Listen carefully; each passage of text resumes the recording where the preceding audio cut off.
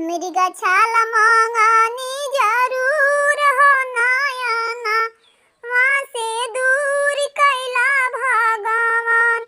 दूसरा कसूर हम लक्ष्मण से कईनी, दूसरा कसूर हम लक्ष्मण से कईनी। रेखावा हम डकनी जरूर हो नयना, वहाँ से दूर कैला भगवान। रेखावा हम डकनी जरूर हो नयना, वहाँ से दूर कैला भगवान। कनी हम कवना कसूर हो नयना, वहाँ से दूर कैला भगवान। कनी हम कवना कसूर हो नयना, वहाँ से दूर कैला भगवान।